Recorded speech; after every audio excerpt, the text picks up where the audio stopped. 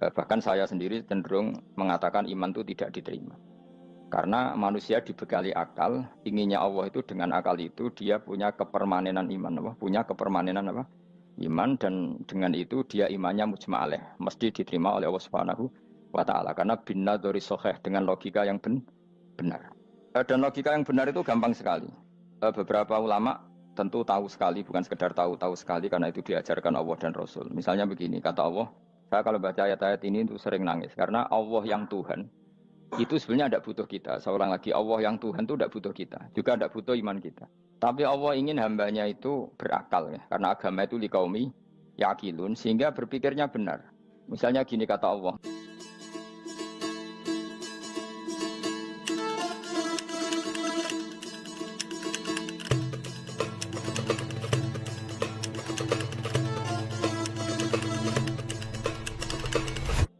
Misalnya gini kata Allah, enggak apa-apa, kamu menuhankan selain saya itu enggak apa-apa kata Allah. Enggak apa-apa Yesus kamu katakan Tuhan, enggak apa-apa, kamu katakan batu Tuhan, enggak apa-apa. Tapi tolong prosedur ya, prosedur atau persyaratan menjadi Tuhan itu kamu lengkapi, yaitu punya prestasi menciptakan langit dan bumi. Kalau tidak semua urun semen kata Allah, sementing urun gitu.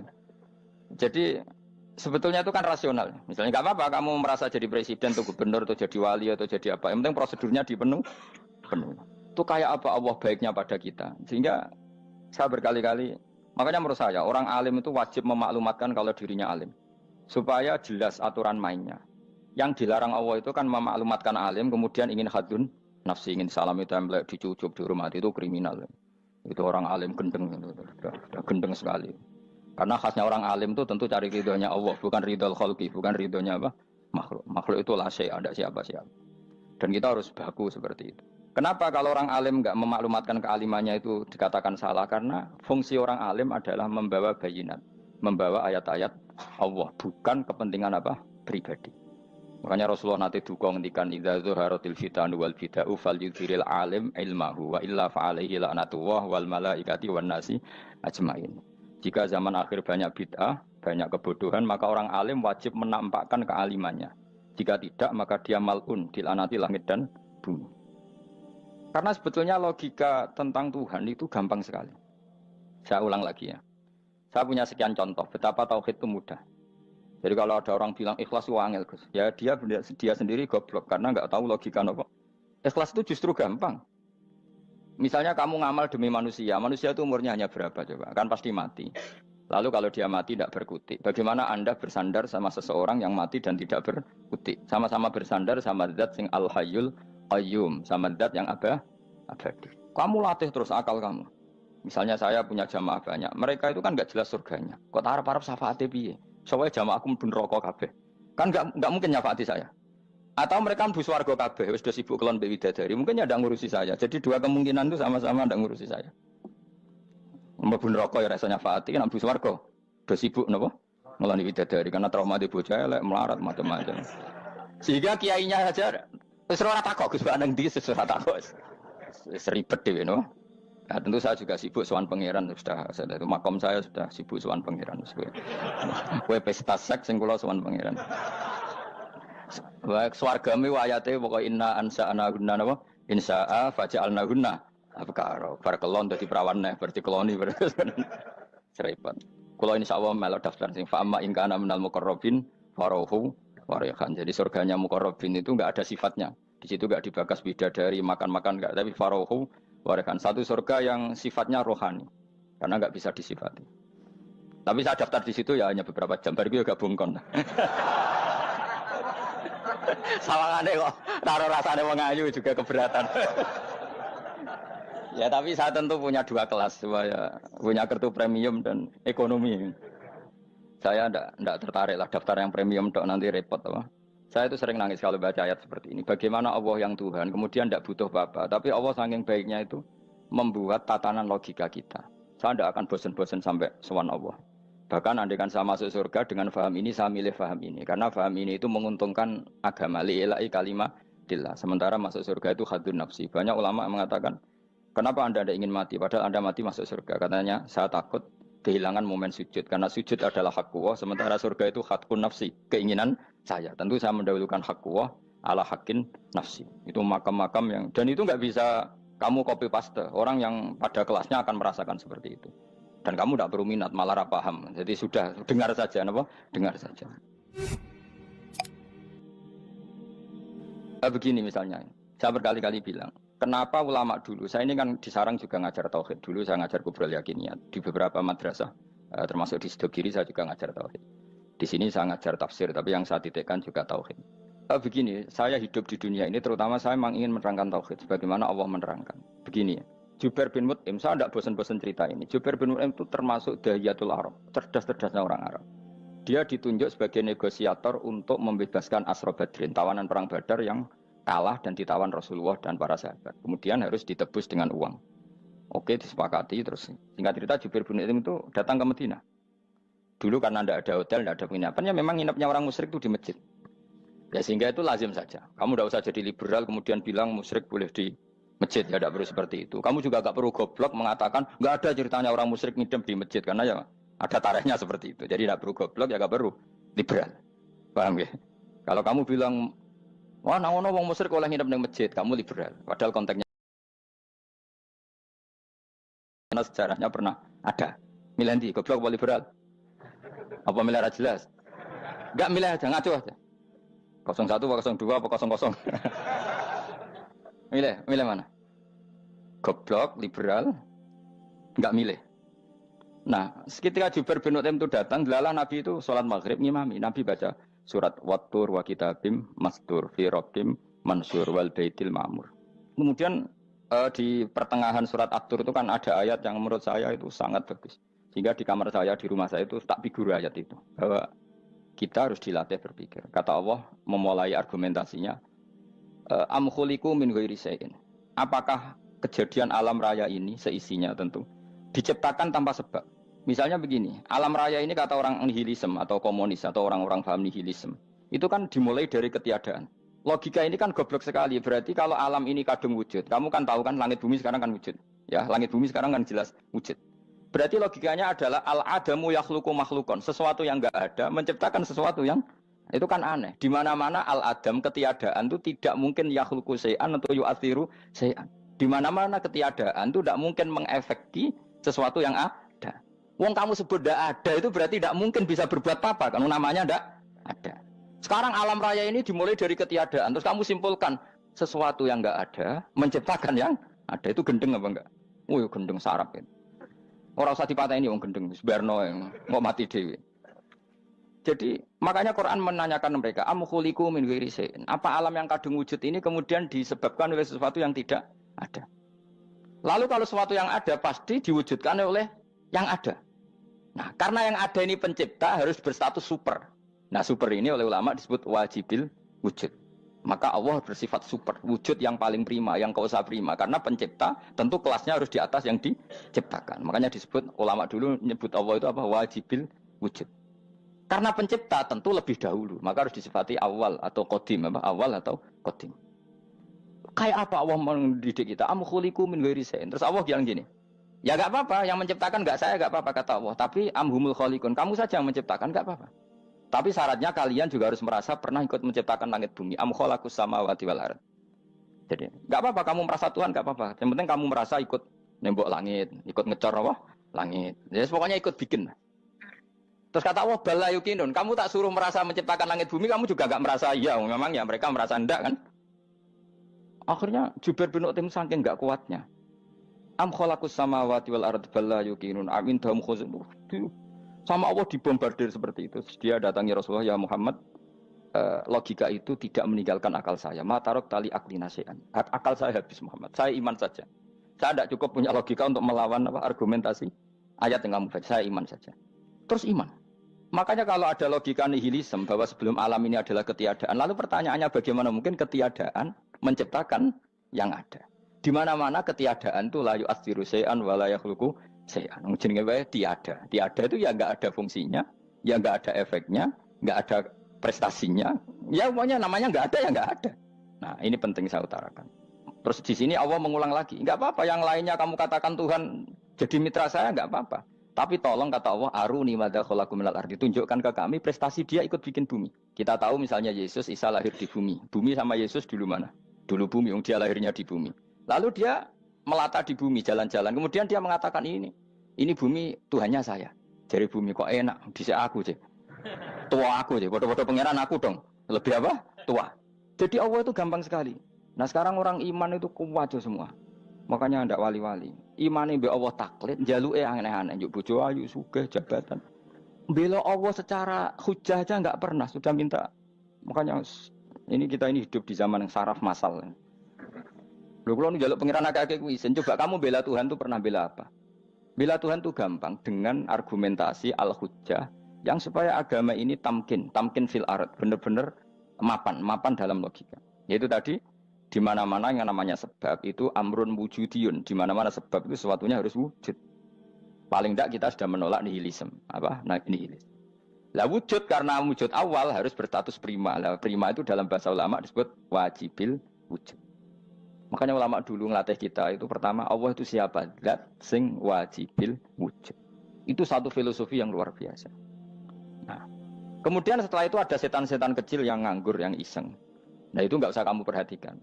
Tinggal delok TV, ngopi, terus tinggal nyate kelata. Enggak saya tamak, pingsan deh. Sokor-sokor stres deh.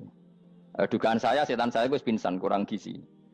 Karena memang setelah itu setan itu udah gini. Lalu sebelum Allah jangan-jangan ada wujud yang lain. Lalu Allah sendiri awal mulanya gimana? Kata Nabi, jika ada pertanyaan seperti itu kamu harus berhenti. Tinggal delok TV atau tinggal delok dangdutan. Ya kalau kepeksa apa-apa, kelasem ae. Saya ada menghalalkan tapi kan sudah kamu lakukan. Karena itu lebih baik ketimbang pertanyaan filsafat. Banyak orang yang dulu sholat ketika sekolah filsafat tidak sholat. Alasannya sampai menemukan jati diri itu Tuhan. Dan itu bahaya sekali karena Nabi berkali-kali bilang kamu jangan mikir tentang Allah pasti rusak. Orang kok mungkin rusak dari Nabi pasti rusak. Nah cara menghentikan gimana? Karena setan ini makhluk, akal-akalannya gampang. Tadi tak warai, saya sebagai ulama, atau sebagai manusia, atau sebagai orang awam, atau sebagai siapa saja. Kadang ada pertanyaan seperti itu. Tak tinggal anggeling dharma, kan pusing setan. Ini kan ngenteni. Weh, ngenteni bar lo anggeling dharma. Bariku aku lesu mangan mie. Bar mangan mie waret turu. Kan dia ngenteni terus. Mau bikin was-was lagi. Ternyata saya sibuk kan enggak bisa masuk dia. Bangun tidur aku selali pertanyaan tadi. Dinteni. Nah, dia masuk lagi aku sibuk ngajak anak jalan-jalan. Jadi saya kalau jalan-jalan di pasar itu wis enteni tan santai wae. Itu memang resep dari Rasulullah. Jangan sampai orang terjebak filsafat yang sampai menanyakan eksistensi Tuhan. Dan dia tidak mau iman, tidak mau sholat, tidak mau puasa sampai menemukan Tuhan itu siapa. Itu jelas minas syaitonir rajim, itu perilaku setan. Makanya Rasulullah setiap ditanya sahabat gitu itu Nabi guyu-guyu. Dan guyunya Nabi itu kata Nabi, baguslah kalau kamu takut Tuhan kalah kata Nabi. Nabi gojok gitu. Maka ada ulama yang punya seni berargumentasi yaitu Imam Ghazali. Jika setan tanya kamu lalu sebelum Allah jangan-jangan ada wujud yang sebelum Allah. Kata Imam Ghazali, ya itu saja yang Tuhan. Yang Allah ini enggak jadi Tuhan. Ya berarti wujud sebelum Allah itu yang benar-benar Allah. Kalau kamu bayangkan lagi, jangan-jangan sebelum itu ada wujud lagi. Ya itu saja yang benar-benar Allah. Sehingga tetap Allah itu menang terus. Paham ya? Yang jelas jangan sampai didahului Adam. Karena kalau didahului Adam lebih ngeri lagi. Karena sesuatu yang enggak ada menciptakan yang ada. Itu lebih buruk lagi menurut akal. Menurut apa akal? Daripada kamu nggak salim Imam Ghazali, tinggal saja ndelok. Tadi ndelok sinetron. Itu yang lucu aja. Ndelok sing lucu-lucu. Ndelok apa? Mencari Tuhan. Pokoknya sing aneh-aneh, sing goblok-goblok, sing lucu-lucu, sing perane wong apa? Lha saya sering diprotes saya. Gus Salim jenengan kok sering ndelok sinetron sing ana dialog wong goblok-goblok. Wong goblok ku menarik cara kula. Apa ya? Cara pandang itu di luar dugaan saya karena kula berkali-kali lho kalah wong goblok. Jadi makanya ini tak cerita nih, beberapa kali yang jari Gus Wak cerdas, berkali-kali kalah sampai goblok. Ada seorang santri itu ingin dibelikan bapaknya itu sepeda motor. Bapaknya wong desa, senengane ngrumat sapi wedhus. Lah menurut saya ya orang tuanya itu mampu lah, sangat mampu untuk beli itu. Pak mbok ditukokno mawon wong sepeda motor. Kata bapaknya, "Anakku nu jok mondok tak goblok, Gus." Wong njaluk kok sepeda motor, njaluk mobil ora ya goblok. Lah kok goblok, Pak? Jenenge donya iku Gus, sing lahirno donya kok sapi ku ndek anak, wedhus ndek anak jenenge donya. Di mana-mana jenenge donya sing lahirno donya. Iki donya kok mangan donya. Mergo motor iku kan tuku bensin, mobil. Iku cara dekne iku goblok Gus. Batin berarti kabeh kiai goblok perkarane tuku donya sing ngentekno donya. Cara dekne donya iku sing lahirno donya. Batin kok pinter iki batin. Untungnya saya ini ulama ya, ahli tafsir ya malu. Saya kalah itu ya malu. Tapi saya sebagai orang objektif fair, itu teori benar apa? Jadi donya itu ya sing lahirno donya. Donya kok mangan donya iku goblok. Untungnya dia dengan saya itu jaraknya 5 kilo 7 kilo karena 7 kilo. Lala dia diterkon sepeda motor, aku tetap mau kalah. Pak, nanti jalan kaki saja. Karena kalau pakai motor ini kegoblokan kata saya. Terus mendingan nih, loh Gus mau kalah tadi.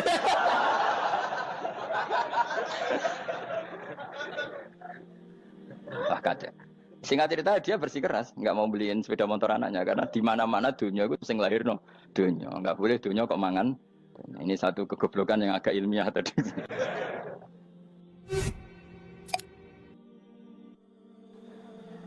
Nah, Imam Asy'ari juga ngalami hal yang sama. Imam Asy'ari itu punya, kita kalau ahli sunnah kan dua partai ya.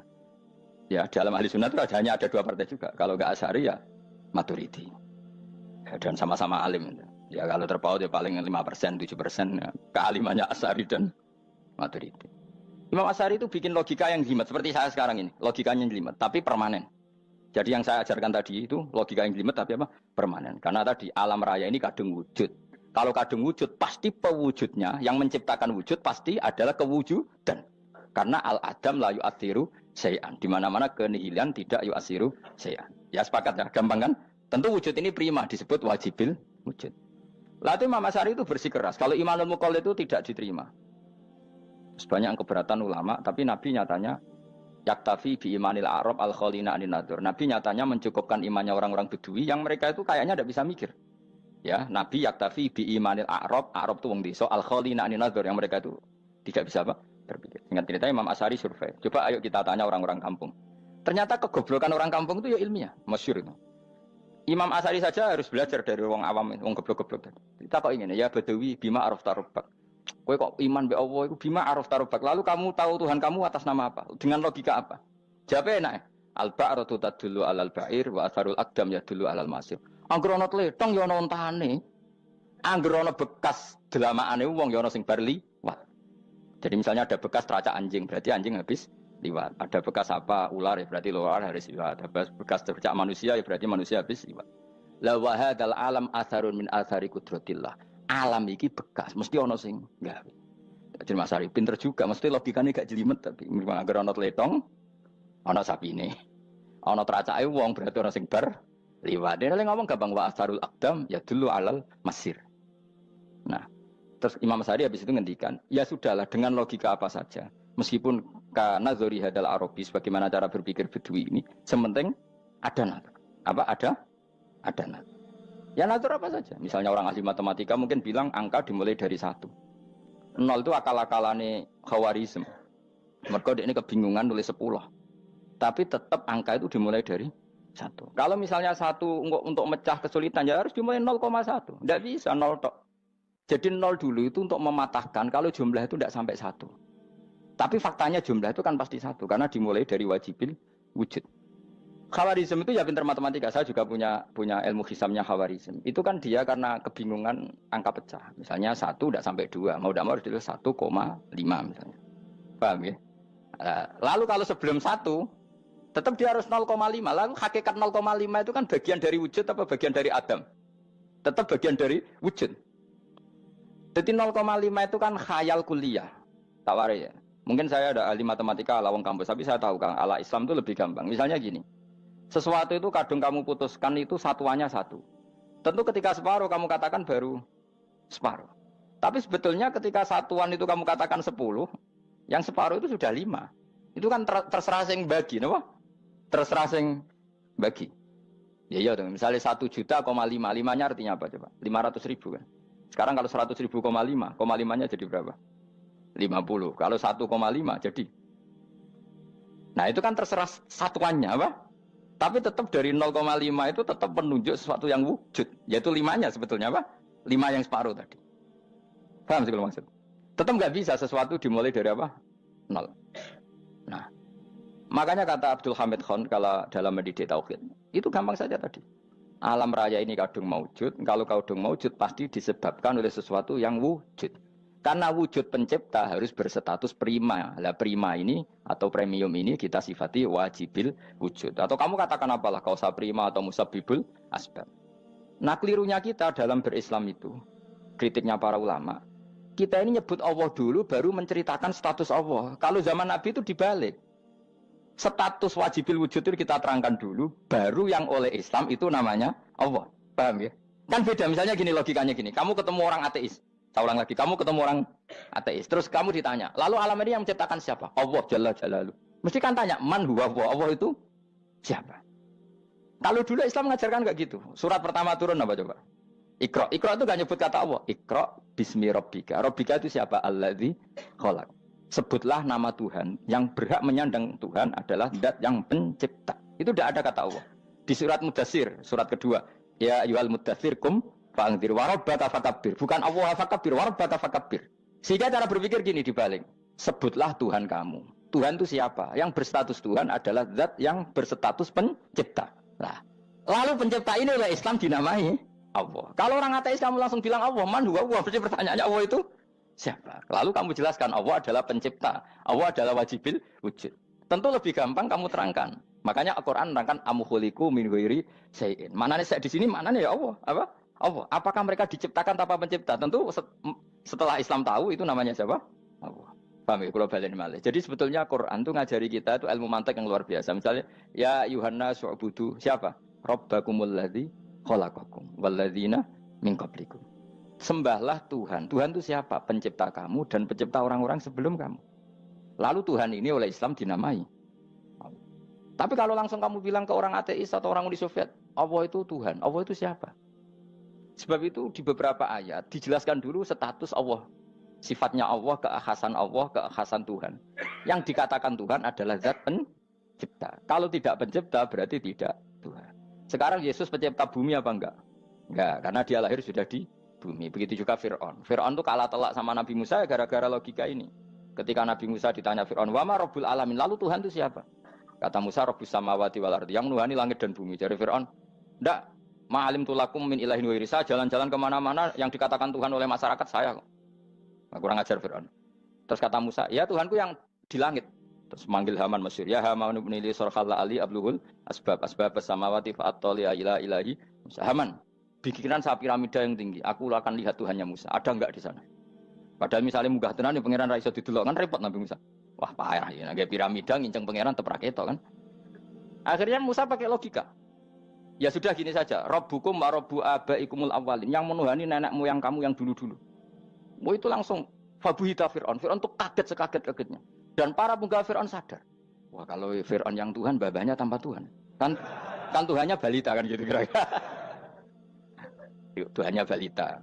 Tuhannya barulah. Itu kan jadi logika yang mematikan.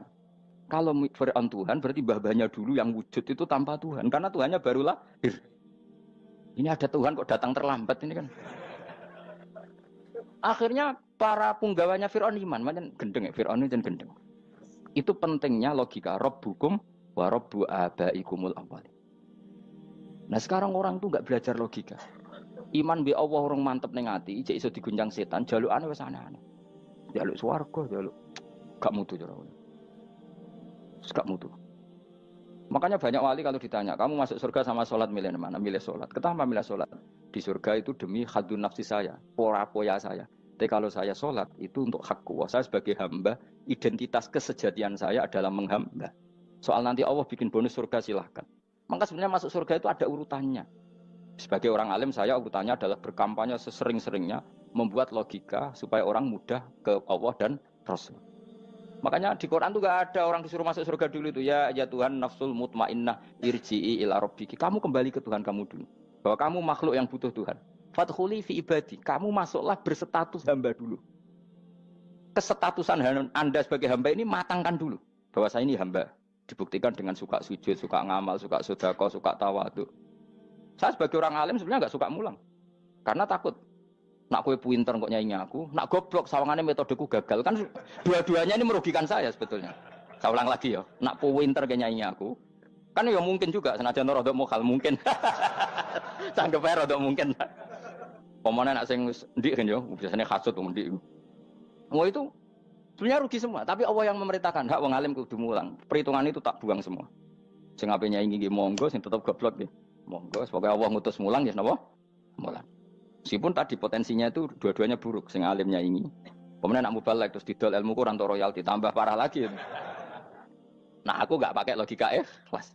Pakai logika selesai semua. Disuruh Allah ya sudah. Seorang lagi ya. Makanya saya minta ya. Surat Tur itu dibaca. Makanya baca Quran itu jangan terlalu egois, jaluk swarga. Statusnya dulu itu fadkhuli fi ibadi. Kehambaan Anda posisikan yang mantap. Lagi wadkhuli jannati. Sekarang enggak dibalik orang ini masuk surga dulu. Kayak surga di kapling. Terawih arang-arang gue jaluk Lailatul Qadar. Lailatul Qadar wis kliwat. Wingi wis Dzulhijjah wingi ben. Sebagian ulama berpendapat Lailatul Qadar itu fikul sanatin. Apa fikuli? Karena Lailatul Qadar berdasar nuzul Quran dan nuzul Quran itu bisa saja hari Arafah, bisa hari apa. Ada ulama yang mengatakan Ramadan, tapi bisa tanggal 1. Nah, kamu kan pemalas, ikut yang partai 21, 23. Karena kan wis akhir-akhir kan wis enteng. Sebenarnya Anda milih 21 berdasar ilmu apa berdasar enak anak terbatas waktunya kan? Kan lebih sempit, apa? Lebih apa? Sempit. Ya saya ulang lagi ya. Jadi Allah kalau mengajarkan hujah itu gampang sekali ya. Tadi amkhuliku min ghairi syai'in. Enggak apa-apa saya ada Tuhan kata Allah. Tapi kamu harus punya logika. Alam raya ini diciptakan tanpa pencipta. Mau enggak kamu punya logika seperti itu? Bahwa alam ini yang wujud diciptakan oleh sesuatu yang tidak wujud. Mau enggak kamu punya logika itu? Enggak mau kan? Namanya wujud tentu diciptakan super wujud. Dan super wujud itu wajibil wujud. Dan itu Tuhan kita yang oleh Islam dinamai Allah. Bang, makanya nyebut Allah itu di surat-surat awal Quran tidak ada. Coba, awal surat Quran itu surat apa coba? Iqra kan? Iqra itu ada enggak kata Allah? Enggak ada. Iqra bismi rabbika. Rabbika itu siapa? Allazi khalaq. Surat Mudatsir sama. Ya ayyuhal mudatsir qum fa'anzir wa rabbaka fakabbir. Ya sudah seperti itu. Ya ayyuhan nasu ubudu rabbakum. Rabbakum itu siapa? Allazi khalaqakum. Nah, kita ini keliru metode. Pemene wong tukang wiridan Allah. Tapi ora roh Allah ku sing sapa? Ya dia Allah. Dia nyifati Allah mau sing ngekei swarga, sing ngekei duit, sing ngekei widadari. Jadi Allah disifati sesuai selera yang menguntungkan dia. Bahwa Allah ini yang ngampuni saya, kemudian saya masuk surga, kemudian ngeloni widadari. Makanya kalau dia jadi wali tak demo, tak laporkan MK. Suluh. Karena ini wali pecundang. Bagaimana mungkin calon wali pikirannya khadun nafsi? Kalau lama agak gitu, mendikan Allah itu zat paling penting di dunia. Maka akan saya maklumatkan di dunia bahwa orang kembali ke Allah. Caranya gimana? Akan saya kenalkan Allah lewat logika. Caranya apa? Kita sifati wajibil wujud. Kita sifati Rabbukum wa Rabbu abaikumul awalin. Dengan sifat-sifat yang semuanya mengarah ke dikjayaan Allah Subhanahu wa Ta'ala. Itu jenenge kowe bener-bener ulama. Itu disebut bal wa ayatum bayyinatun fi suduril ladzina utul ilm. Makanya ulama itu orang yang luar biasa. Sampai disebut innama yakhsyallaha min ibadihil ulama. Ahli ibadah itu rapati wedi pangeran. Masuk wiridan istighfar nangis rapati wedi pangeran, gayane tok nangis. Karena sebenarnya dia nangis wedi ra mlebu swarga. Mlebu swarga gak iso ngloni. Dari itu aja orientasinya itu. Makanya bener Kanjeng Nabi nak gojlok orang alim satu itu lebih utama dibanding 1000 ahli ibadah. Bahkan Nabi pernah ngendikan sangat ekstrim. Fadlul alim alal abid kafadli ala adnakum kata Nabi. Keutamaan orang alim dibanding ahli ibadah itu sebagaimana kelas saya kata Nabi dibanding kelas terendah kalian. Padahal Nabi dengan Abu Bakar saja jaraknya sangat jauh. Itu kata Nabi fadlul alim alal abid kafadli ala adnakum. Keutamaan orang alim dibanding orang abid sebagaimana keutamaan saya dibanding sahabat paling rendah. Karena tadi abid itu ada oportunisnya. Tapi kamu jangan benci abid ya. Karena kamu ya orang alim, orang abid. Saya saja yang kritik. Saya yang tanggung jawab di depan Allah. Orang abid itu kadang kan wiridan nganti nangis. Pikirannya apa coba? Wis rasakno mungkin apa wiridan pikiran aja. Di sepuro dosane. Terus apa kan? Mlebu swarga. Terus apa kan swarga? Aku takut. Saya aku takut ayo sing ape mlebu swarga apa kegiatan? Rencana pertama ya, Pak. Terus gak usah munafik biasa wae. Mau inna ansa'na apa? Insya Allah kalau ada jujur apa jujur. Bandingkan kalau orang alim. Orang alim itu ketika nyebut Allah itu iri ya Allah. Kenapa di dunia ini ada makhluk lain yang menandingi engkau? Saya tidak ridho. Kenapa di dunia ini ada syarik orang yang dimitrakan seperti engkau? Maka orang-orang alim ini ingin memaklumatkan bahwa la syarika lak labbaika wa huma lab baiklah syarika lak innal hamda wa ni'mata laka wal mulka la syarika lak. Sehingga para nabi itu memaklumatkan itu. Engkau saja yang Tuhan ya Allah. Semua nikmat dari engkau, semua kepemilikan ini milik engkau. La syarika lak labbaik. Dimaklumatkan ke dunia. Innal hamda wa ni'mat itu dimaklumatkan. Enggak ada kepikiran mereka masuk surga. Karena mereka ingin memaklumatkan bahwa Allah ini yang Tuhan. Sama tak ceritani Nabi Ibrahim jadi Khalilur Rahman, rumang samu kakan wiridan kaya kowe ndak. Wiridannya Nabi Ibrahim sama-sama mungkin banyak sampean. Karena sampean banyak kepentingan tadi. Wali-wali dulu kalau wiridan itu ndak sebanyak sampean ndak, tak jamin ndak. Pemene maca lelo yang 10.000 ndak biasa wiridannya. Tapi khosyahnya sama Allah luar biasa. Pertama Nabi Ibrahim diangkat jadi khullah. Khullah itu ya Khalilur Rahman itu. Itu dia wiridannya gini.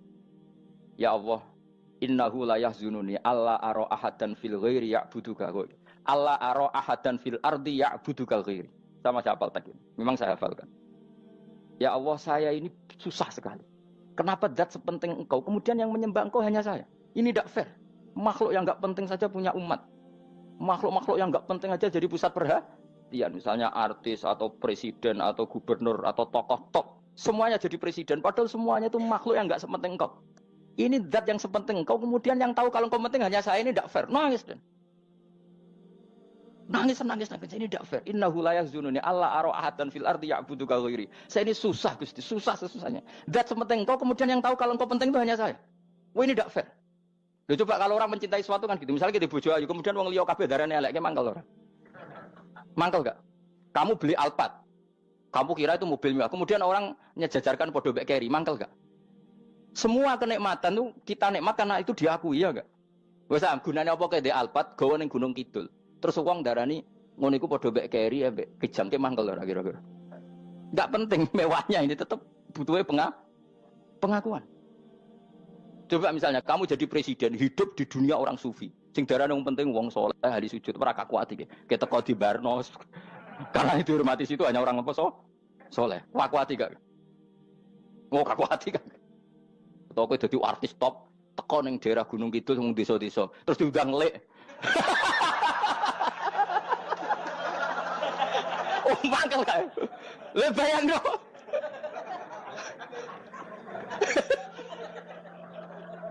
Oh, kamu menteri top, menteri BUMN bareng dolan itu iso diundang lek.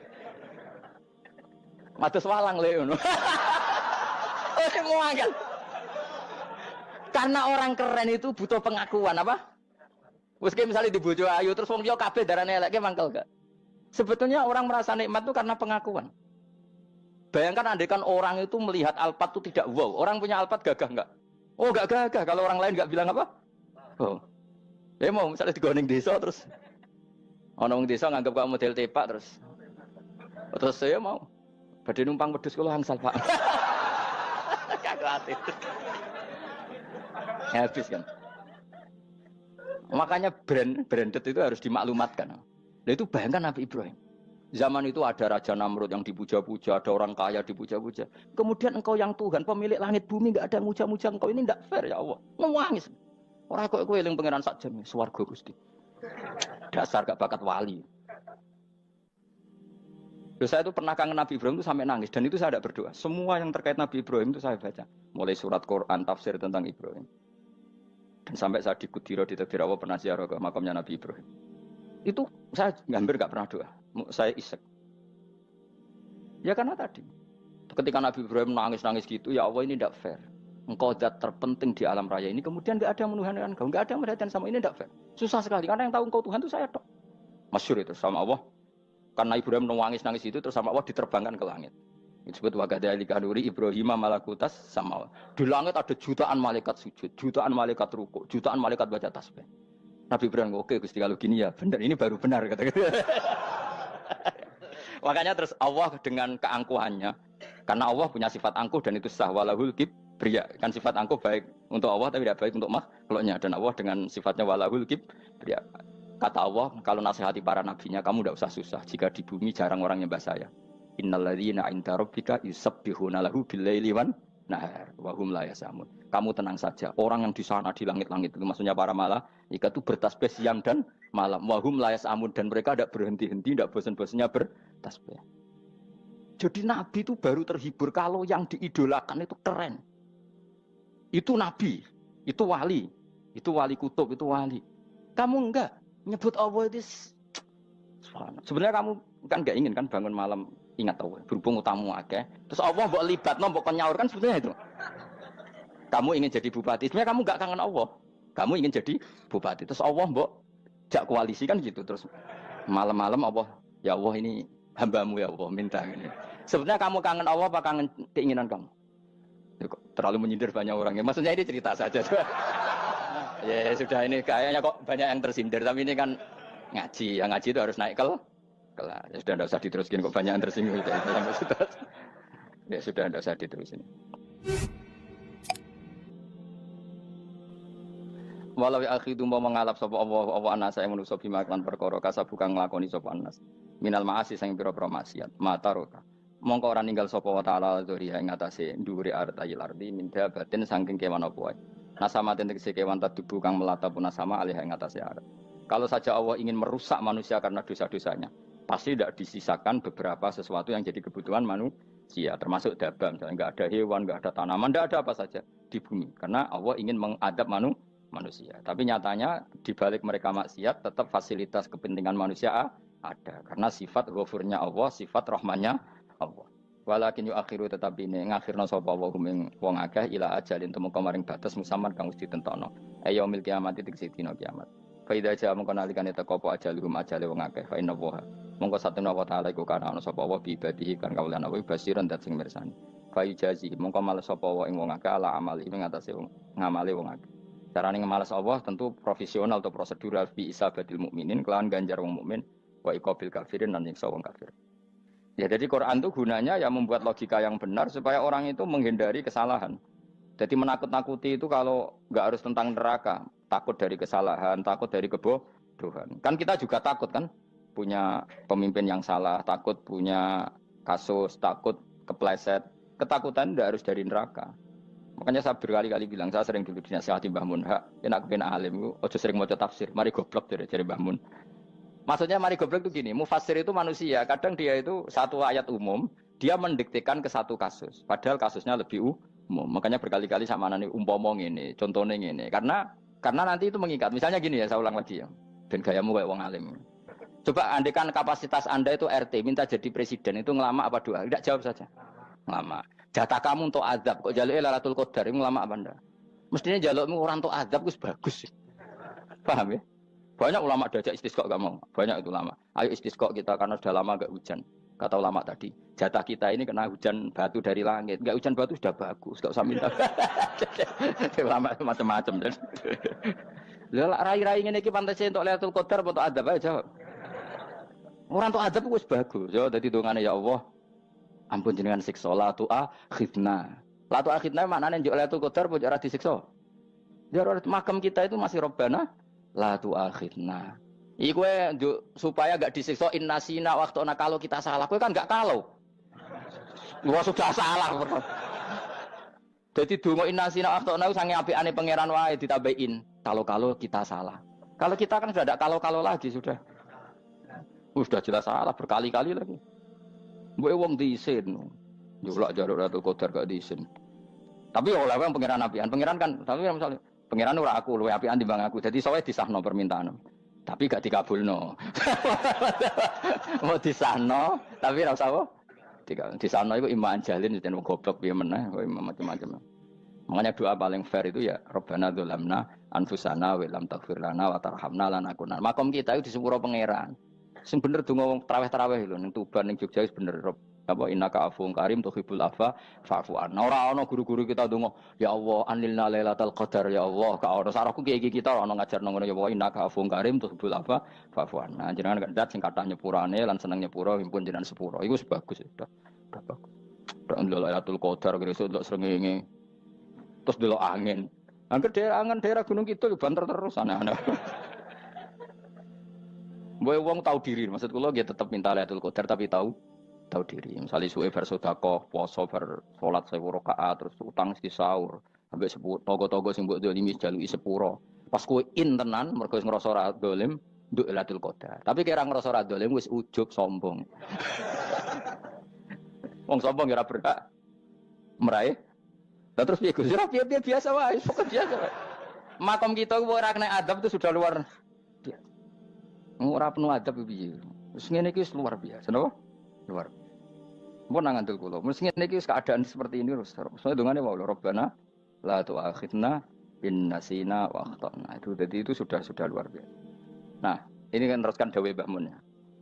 Misalnya Allah bilang gini, fattaku, maka takutlah kamu. Biasanya mufasir ditambahi minan nar, maka takutlah kamu masuk. Sebetulnya yang perlu dihindari dari kita, takut itu ya, takut salah, takut bodoh, takut terdolimi, takut mendolimi orang lain, takut hidup tidak ada gunanya. Tapi mufasir tentu milih yang populer, takutlah kamu dari api neraka. Coba misalnya gini, kita nanti masuk surga. Kemudian zaman di dunia kita tidak pernah berkampanye ya atau berkontribusi untuk agama Allah. Cara saya itu izin. Kata Imam Malik, saya masuk surga. Kemudian orang yang mencintai saya masuk surga itu saya malu. Rasulullah juga gitu. Saya sebagai pemimpin umat, saya malu masuk surga. Dan satu dari umat saya masih masuk neraka. Jadi ulama dulu tuh ketakutannya bukan sekedar masuk neraka. Takut malu, takut bodoh, takut keliru, takut. Saya misalnya nanti masuk surga itu malu dengan saya tidak pernah ngajar tafsir Jalalain. Malu saya. Karena kalau tanya Allah, kenapa pun buswargo? Terus diberi swarga. Tapi kalau pernah baca tafsir Jalalain kan anak keren nih. Keren artinya saya pernah mengkampanyakan Quran, pernah mengkhidmai Quran, pernah ngitmai kitab engkau ya Allah. Saya pernah ngitmai umatnya Rasulullah, yaitu sampean kabeh. Pernah mulang, pernah sowan. Yo saat tiap bulan sowan jenengan gak sopan tapi. Mulane kira usah bales sowan rono malah ganggu aneh-aneh. Kadang santri yo pidol, wis diulang cek sowan. Orang tuh kiai kalau sudah di rumah tuh milik keluarga biar fair. Bermulang cek assalamualaikum. Terus kiai ini kagok keluargane ku kapan? Boyo mikir bocah ora karo-karuan. Jadi seneng ya di ilmoni, seneng ya di ilmoni. Saya ulang lagi ya. Nah, kata yang ditafsir itu sering tidak mengikat. Makanya kata Mbah Mun, baca tafsir itu dikurangi. Maksudnya dikurangi itu bukan apa-apa. Maksudnya tadi, kalimat yang ditafsir itu tidak mengikat. Yang mengikat itu yang kalimat di Quran. Nah, kalimat Quran itu umum, kenapa? Misalnya gini, Allah lalu gini, ikdilu, kamu harus berbuat adil. Lalu adil itu misalnya mufasir menafsir, adil itu menyamakan di antara dua orang konflik. Misalnya di MK 01 dan 02 dianggap sama, itu namanya adil. Itu kan dawai mufasir. Atau misalnya gini, Allah bilang gini ke saya, hak kan ada di kiai sing adil. Terus adil ditafsiri orang, adil itu menyamakan sesama murid, haknya sama. Nah, tapi bisa saja adil itu di luar itu semua. Misalnya gini, ternyata adil menurut Allah gini, adil maknanya seimbang, apa? Adil itu maknanya apa? Seimbang. Lalu keseimbangan seorang hamba adalah dia ingat Allah lebih banyak. Karena ini bandul yang benar-benar nyata. Allah itu nikmatnya nyata. Sehingga ketika saya sebagai orang alim, ingat saya alim itu karena Allah. Dikasih ilmu Allah, dikasih cerdas Allah. Dikasih semuanya dari Allah. Sehingga saya itu tidak merasa kumuluhur pada kalian. Karena semua ini dari Allah. Kemudian Allah sendiri yang memerintahkan, kamu harus mengajar. Maka saya ada Arab-Arab salam template sampeyan, penghormatan sampeyan, apresiasi sampeyan. Karena saya hubungannya hanya dengan Allah Subhanahu. Itu namanya adil, meletakkan sesuatu proporsional. Itu juga adil namanya. Makanya seseorang itu nggak bisa dikatakan abid selagi belum tahu kalau ibadahnya minallah. Jadi misalnya ke ibadah tok, ternyata kamu yakin itu ibadah kamu, amal kamu, itu belum abid. Abid hakikat adalah alhamdulillah alladzi hadana li hada wa ma kunna linahtadiya laula an hadana. Ketika kita sujud yakin ya Allah alhamdulillah jenengan menakdir saya sujud. Saya sholat alhamdulillah engkau menakdir saya sholat. Sehingga minallah dulu, pikiran itu semua kebesaran kemendahan ini minallah dulu. Baru setelah minallah kita yakin billah. Setelah billah juga yakin ilallah. Wah. Misalnya gini ilallah itu. Setelah saya ngajar tafsir Jalalain, kepentingan saya satu. Hamba-hambanya Allah menjadi tambah mencintai Allah. Tidak mencintai saya, enggak penting sama mencintai saya. Makanya Imam Syafi'i tiap ngajar bilang begini. Wadittu annal khalqa ta'allamu hadal ilma wala yahmadunani. Saya senang kalau kalian belajar fikih sama saya, tapi kamu tidak usah muji saya. Jadikan fikih ini alat taqarrub kamu kepada Allah. Itu namanya minallah wa ilallah. Itu adil. Tapi adil yang dijelaskan ulama beda-beda tadi. Ada mengatakan adil adalah proporsional antara murid, antara keluarga dan murid. Meskipun kamu senang mulang, jangan merantarkan keluarga, itu tidak adil. Itu kan versi, no? Maksudnya Mbah Mun, kamu jangan terjebak versi-versi dalam tafsir. Paham ya? Karena Allah hanya ngetikan i'dilu wa aqrabu. Paham ya? Tapi kan penjelasan adil ini orang versi. Paham ya? Ada yang nulis adil adalah meskipun mimpin masyarakat ya ingat keluarga. Karena sing tukang wayo kan nafsirin adil, adil adalah karena laki tidak cukup istri satu maka ayo kan yo repot nanti. Tapi kalau kadung istrinya 3 atau 4, adil adalah harinya sama meskipun janda dan perawan. Dari sing lanang gak adil adalah proporsional. Sing wis suwi dikumpuli dikurangi. Yang baru ya mungkin kabeh enggak kalau nuruti. Mungkin enggak. Ya, tapi itu kan versi, nama. Maka kata Mbak Mun itu memang saya itu merasakan, saya sebagai mufasir merasakan memang Saya kan sering baca Jalalain beda dengan tafsir Munir, nanti beda dengan tafsir Qurtubi. Saya beri contoh misalnya. Dan kamu pasti salah jawab ini. Kalau kamu benar berarti ya alim tenan. Wa idza darabtum fil ardi falaysa 'alaikum junahun an taqsuru minas shalah. Orang kalau pergi itu boleh enggak ngosor salat? Enggak, jawab saja. Boleh kan? Ngosor salat itu apa? Misalnya salat asar 4 jadi berapa? 2. Kalau isya jadi 2. Kalau subuh? Enggak, sudah maju lah. Maghrib? Enggak, kan yang bisa dikosor hanya berapa? Yang rubaiyah, yang apa? Berarti kamu yakin? Antak suruh minas sholat artinya 4 jadi 2, yakin? Enggak, jawab saja. Yakin. Nah itu termasuk orang pinter. Ya. Berarti ilmu lagi sak trip. Ya? Sebetulnya kata Imam Qurtubi enggak. Ayat itu kan hanya bilang gini, kalau kamu bepergian, maka kamu boleh menyendak sholat. Qasru itu memotong. Dari aturan yang dulu 4 menjadi 2. Sebetulnya tidak hanya itu, tok. Aturan tidak boleh membawa najis menjadi boleh. Aturan harus tumak ninah menjadi tidak harus tumak ninah. Misalnya kamu sholat dalam keadaan perang, wajib tumak ninah apa boleh sambil lari-lari? Boleh sambil lari-lari. Boleh gak ketika perang kamu sholat sambil menghadap tidak ke kiblat? Boleh. Makanya antak suruh minas sholat maknanya apa? Jika kamu pergi, maka dalam konteks itu kan perang ya. Ayat itu memang konteksnya perang. In khiftum ayyaftinakumul ladzina kafar. Jika kamu dalam keadaan perang, maka boleh memangkas apa yang pernah wajib dalam aturan sholat. Paham ya? 4 menjadi 2. Keharusan menghadap kiblat menjadi tidak wajib. Membawa najis sholat sah enggak? Enggak kan? Tapi kalau dalam perang, kemudian pedang kamu ada najisnya, boleh dibawa enggak? Boleh. Jadi maknanya taksuru, a'ammu min ayakuna qasra sholat, wa a'ammu min ayakuna wajibati sholat yang sekarang enggak wajib. Semua itu namanya juga meringkas kewajiban. Berarti nak mana nih, jika kamu dalam keadaan perang, maka boleh memangkas sesuatu yang dulu wajib menjadi tidak wajib. Yang dulu haram menjadi boleh. Tapi mufassir mencontohkan qasru sholat hanya 4 menjadi 2. Dong ya? Oh ya, nanti alim ngono tenan wis dokter tafsir sah. Engko tak iku sudah dhewe. Tapi perlu orang lain ngakui. Jadi itu contoh kecil. Jadi mufassir karena kebetulan dia tahunya hanya qasru sholat itu 4 jadi 2, dia itu. Padahal di tafsir lain diterangkan qasru itu artinya menyingkat atau mencendak atau memangkas. Dulu wajibnya sholat itu nggak boleh bawa sesuatu yang najis. Tapi kalau sholat dalam keadaan perang dan pedang kamu ada darahnya, boleh nggak dibawa? Boleh. Bahkan Allah menyuruh dibawa. Dan boleh nggak madhep kiblat. Fa in khiftum farijalan auruk banataki fa idza amintum fadhkurullaha kama 'allamakum. Ketika keadaan aman baru sholat sesuai standar. Nah, berarti kan ada qasru sholat, ada pemangkasan aturan sholat. Kayak misalnya begini. Dalam keadaan normal, boleh nggak kamu motong pohon pisangnya tetangga tanpa izin? Nggak boleh kan? Tapi misalnya ada banjir bandang, kemudian kamu bisa selamat kalau motong itu. Wajib izin apa malah haram izin? Haram izin, harus kamu langsung potong. Karena kalau tanpa begitu kamu tenggelam. Dan yang punya wajib meridhoi. Kalau nggak meridhoi disalahkan syarak malah. Paham ya? Jadi ini penyolongan yang wajib. Tapi tak sebab potong kayak ngelangi kan. Terus gedangnya buat pangan, itu berlebihan. Karena Allah memaklumi hanya untuk ngelangi. Jebule wis menisan lah itu di luar izin syariat apa? Di luar izin syariat. Itu melampaui batas itu. Syaratnya boleh itu ghairu baghiw wala famani turra itu darurat syaratnya ghairu baghiw wala dan tidak boleh melebihi batas. Ora ape ngetok gedange jupuk sik sing mateng dipangan terus diketok. Ora oleh. Paham jelas ya?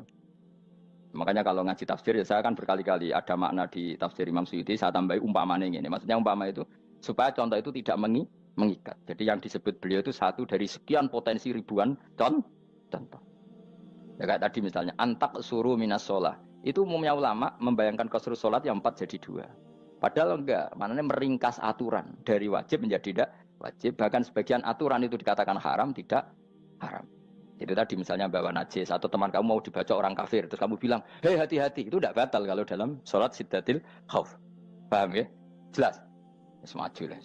Malam terus likur oleh Ratul. Soalnya wis gumen be wong-wong itu. Bingung ora ilmune wong-wong. Ma ungzira abahum lam yungzaru tegese ora den kei wedi sapa ngangge fi zamanil fatrah ing dalam zaman fatrah. Ya sama seperti ini. Orang tidak mendapat ingzar itu fi zamanil fatrah, zaman enggak ada rasul. Tentu tidak hanya itu tok. Ada rasul tapi orang itu jauh dari komunitas ulama.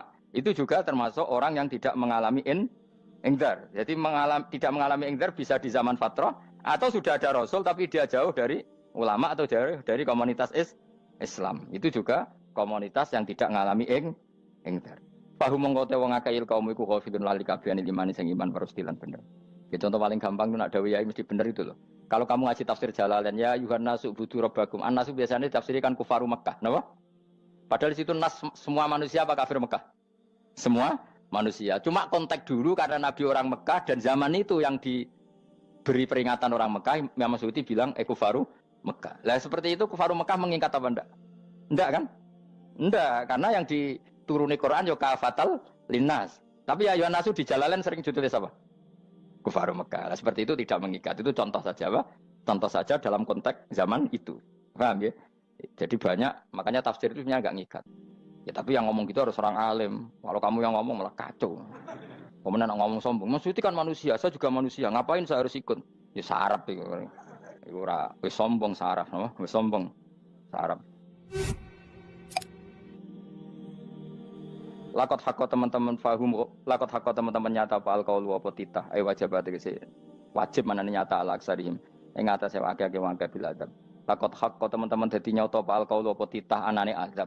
Wajib tegese wajib apa adab al aksarihim bil adab fa mongko te wong akeh la yuminu ora iman sapa akeh. Il aksaru tegese utek akeh wong ora iman. Zaman iku Mas. Ya, maksudnya zaman iku. Tapi jengben mboten ngerti.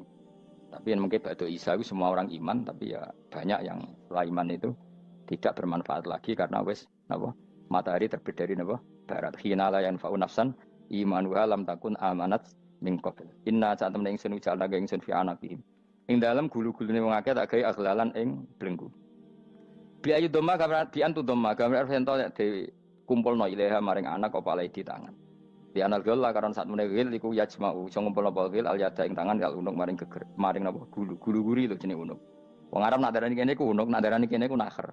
Ya cari wong Arab, ya kene iki unuk, kene iki nakher. Lah gulu niku ngeten, tangan ditakok teng napa? Napa? Gulu. Napa jenenge jenenge? Cidok niku cidokne. Sing guri-guri. Faya mengkote tangan ila aidi kumasmatun ting kupono ila atkoni maring dagu. Niki lho jenenge dagu. Jam udzakonin waya mustamaul lahyan. Kumpule dua dagu atau dua wang nek cumanan. Bahu mengkote wong akeh mukmahuna iku dadi bunder sapa wong akeh. Manane rafiuna ngangkat wong akeh usaha ing sirahe wong akeh. Lastatiuna ora iso mampu sapa ngake khawdaha ing ngendekno ruus. Menawa dhewe maksudi wae ta iki mutamsilun mu bayangan, mu tamsil gambaran. Mulane kula gumun mbek ulama riyen. Tak contohno ya, nek ulama dhisik ku top. Wong dhisik nak darani bun neraka digludungno. Wong kafir sok ben digludungno ning neraka. Iku ya pancen ngalim tenan wong dhisik. Mergo gambarane ngene, ora usah praktekno sok ben, praktekno saiki wae. Nak praktekno sok ben kaya sok ben mlebu neraka. Dadi ngeten wong nak lungguh ngene, wong Arab nak darani iki ason-ason. Terus ngeten. Ngeten. Niki kan niki jenenge apa? Dengkul. Dengkul itu kena dagu, terus tangan kena cidok. Tadi ngeten. Jadi wong wis dalam keadaan bunder. Paham ya? Lah malane malaikat karek nyaduk terus gludung-gludung ngono. Paham ya? Jadi mergo yo napa? Dengkul nempel dagu, paham ya? Tangan nempel cidok, terus ditaleni. Paham ya? Terus ya karek gludung dong, malane wong kurang adane bunder apa iku? Oke bayangno saiki sampean ra usah, gak usah mlebu maksudnya, paham ya? Mulane ape mlayu ora iso, wis posisi ngono, paham ya? Sampeyan ra usah delok, maksudnya praktekno saiki. Orang delok lho. Lah dawuh Imam Suyuti wal muradu te kang den kersakno iku annahum sak temne wong akeh la anu nek ora tunduk sapa wong akeh imani maring iman. Wala faduna nek ora tunduk sapa wong akeh ora ndilukno ru'usau ing sira wong akeh lahu krana iman. Iki tapi dawuh Imam Suyuti. Tentu tidak semua ulama sependapat. Jadi cara Imam Suyuti semua yang dikatakan Quran ini mau tamsil. Artinya mereka tidak tunduk, maknanya tidak menerima iman. Tapi itu cara Imam Suyuti. Ulama lain yang mengatakan tidak. Memang orang kafir ketika masuk neraka dalam keadaan seperti itu dan digeludung. Ya tidak apa-apa sama-sama benar. Ya sama-sama benar karena ya Quran itu milik bareng, milik bersama. Jadi kan banyak kalimat kayak tadi mengkosor sholat, meringkas sholat. 4 jadi 2 yang meringkas, paham ya? Dari aturan ketat menjadi agak longgar juga meringkas. Jadi semuanya namanya memotong apa? Memotong dari 4 menjadi 2 yang memotong, paham ya? Dari aturan wajib menjadi tidak wajib juga memotong. Nah, itu kan sama-sama benar. Lihat nanti konteksnya. Wajah analan gawe sapa ingsun mimpeni aidim sanging ngarepe wong akeh sadan ing tutup. Wamin khalfim sanging gurine wong akeh sadan ing tutup. Fathisin sadan wa dhamiha lan dhami sin sudan fil maudhi'in ing panggonan loro.